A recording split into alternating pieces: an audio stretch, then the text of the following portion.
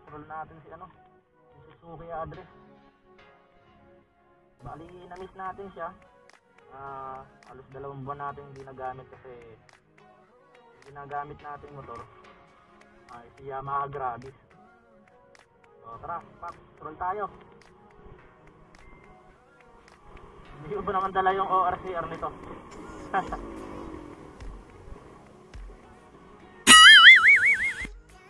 So 2016 ko siya nakakuha. Bali magli-5 taon na siya sa ano, sa October. Hanggang ngayon wala pa rin plaka. Ganyan talaga ang buhay. Lumipas ang isang administrasyon at matatapos na tong si President Duterte. Sana naman makakuha na natin yung plaka niya. Kasi minsan nagtanong yung ano yung pulis na naka-checkpoint sa akin, i-follow up ko daw yung ano, plaka nito. Pero ang sabi ko sa kanila, sabi ng dealer, wala pa raw talaga yung batch na 2016. So iniikot natin itong motor para ma-check natin kung may pagbabago ba dahil na-stock siya ng ano minsan lang siya magamit sa bahay. Halos na-stock siya ng 2 buwan. Pero bago naman na-stock to, na change oil natin. Tapos yung battery lagi natin chine-check. So nagre-range pa rin siya ng 12 volts. Pero hindi naman natin to i-check na ano, yung ita-top speed mga paps, kasi hindi naman tayo pupunta sa malayo. So iikot lang natin si address. So okay pa siya. Parang nawala nga yung vibrate niya kasi bago ko siya i-stock sa bahay, parang may nararamdaman ng vibration sa kanya. Siguro kailangan na i-tune up to. So guys, maghanap tayo ng magandang pwesto at pagkwentuhan natin saglit si Suzuki Address 2016 model.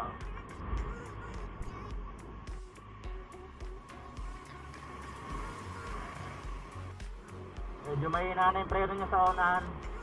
Kasi paps, yung ano nito is brake niya, yung pinakabilog yung rotor disc.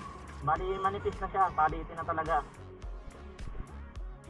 So naghahanap tayo ng pwedeng ipang replacement. Kasi nakakita ako sa online 700. Di ko lang alam kung magandang klase, tsaka kung swak na swak talaga siya sa sa address yung nakita ko sa online. Pero mas maganda kung kung stock pa rin ang bibili natin. Pero umasa na tayo kapag stock bibili natin mismo sa Suzuki shop. Mag-expect tayo ng medyo may kamahalan yan. Kung magpalit kasi ng panggilid, halos lahat lagi puro stock talaga. Gumagastos ako ng kulang-kulang 2,000 sa panggilid pa lang.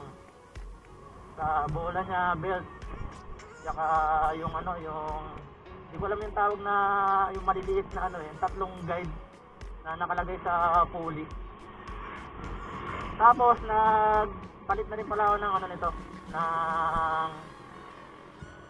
ng clutch lining. Bali yung naipalit ko yung Sanyon tatak na pang Mio Sporty. Swak na swak naman siya nag-swak siya. Tapos bago kasi ako magpalit ng tricycle, bago kasi ako magpalit ng clutch lining, nag-slide siya nag-slide na yung clutch niya, kaya medyo manipis na, kaya nagpalit ako. Tapos alam mo, mararamdaman pag nag-slide na yung pag sa paahon, yung kapag nakarekta ka, tapos yung under mo biglang parang bumabagal, tapos parang biglang gumaganon, nag-slide siya nun. Kaya pinalitan ko siya. Nang nabili ko na saan na yun, hindi ko matandaan kung 900 o 1,000. Matagal na rin. So try natin dito kung kung pwedeng mag-video dito sa loob ng simbahan ng Morong.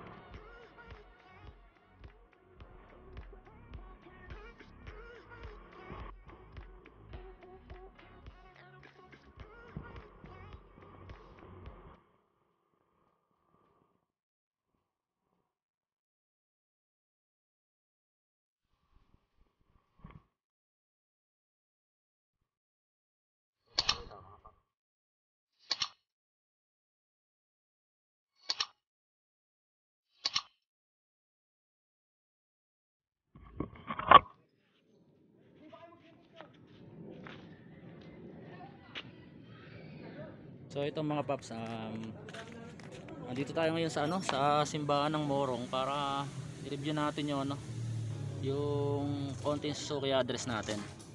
So hindi ko pa siya nalilinisan.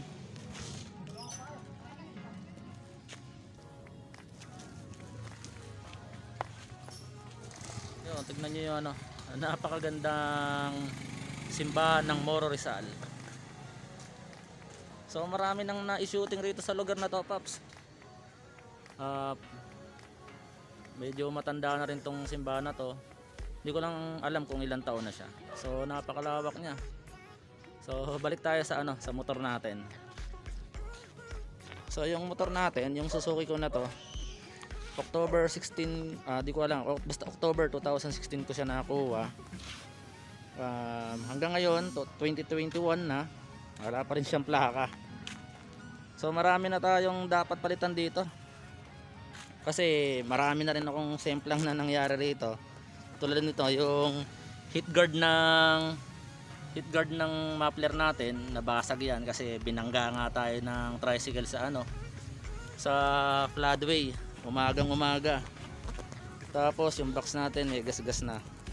So itong box natin, sobrang tagal na yan. Nakakabit pa yan sa Wave 125 natin dati. So siguro mga 7 years na siya. Makunat ang shad. Yung gulong natin tubeless na. Westlake lang ang tatak niyan, pero naka-tubeless yan. May plano tayong ipa-repaint natin kasi medyo marami na talaga siyang gas-gas. So yung play rings may basag. Ito naman nangyari dyan, bukas pinto yan ng FX, kaya nadali tayo. Pero buti hindi nabasag yung pinaka lens ng signal light natin. Tapos guys, ito papakita ko sa inyo. Bali sobrang nipis na niya. So palitin na tong rotor disc natin dito. Tapos ito good pa rin naman yung caliper niya. So ang nilalagay natin dyan, SGP pa rin na brake pad. Huwag tayong gagamit ng ng mga local, kasi dyan nakasalala yung buhay natin pag nagdra-drive tayo. So yung una sa unahan stock, di ko alam kung anong tatak nito gulong na to, pero tubeless to. Kasi one time na platan ako alanganin sa Teresa Rizal. So hindi wala tayong makitang bilihan ng ng gulong na maayos. So yun ang napili natin. Tapos guys, to nasira yung mga sticker na pinalagay ko. Nasa lang kasi ko. Pero all in all, yung performance nito guys hindi nagbabago. Yung bilis niya ganun pa rin. Di naman kasi ako kaskasero. So yan, yung MB file pa rin ang nakalagay. Wala pa rin plaka. So sana ngayong taon ma-release na siya, kasi ang hirap pag nag-checkpoint, tinatanong talaga ng tinatanong ng pulis nasan yung plaka. Tapos guys, ito yung tinakbo niya, 91,777 kilometers ang tinakbo ng ating motor na si Suzuki address. So sulit na to sa sa 4 years mahigit. Yung fender may bagong sticker sana yan, kaya lang nagasgas ulit. Mahilig kasi pumreno sa sa unahan. So guys, yan, tingnan natin. Tingnan natin ang magandang view kasama ang simbahan ng Moro. So guys, tara, balik na tayo sa bahay. Bali, nahanap na tayo ni Minis, tawag. So naiyan ako na rin to. Dati ni-review ko na rin pala itong motor ko na to.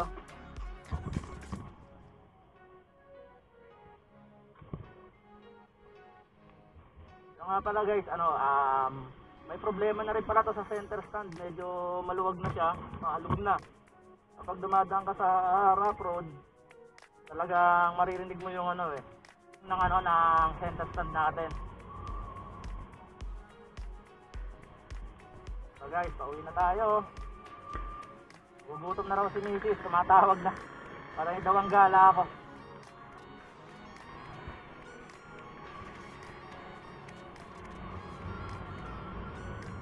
pag nagka-budget tayo, papalitan natin yung mga dapat palitan dito. Kasi wala naman tayong balak na ibenta tong motor na to. Kasi unang-una ginagamit na to ni Niki sa pampalengke, pag nagdi-deliver ng mga paninda namin. Tsaka guys, malaki na ang kinita nitong motor. Ginamit ko siya sa Grab, sa Lalamove. Ngayon, pan-deliver ng ng mga product namin, mga frozen meat, tsaka mga cake. Sulit, wala akong naging problema rito sa motor ko na to na Suzuki Address. Tsaka kailanman hindi ako tinirik nito. Marami ako nababalitaan sa ibang sa group ng Suzuki Address. Maraming naging problema sa pagdating sa FI. Siguro kasi nilalagyan nila ng mga accessories, talagang susunugin nila yung mga FI, yung ECU kung tawagin. So mga paps, salamat nga pala sa pagsama sa paggala ko na to. So tatapusin ko na yung video na to. So don't forget to subscribe, like, and share my channel, Iscoria Motovlog po. So hanggang sa muli, paalam mga paps.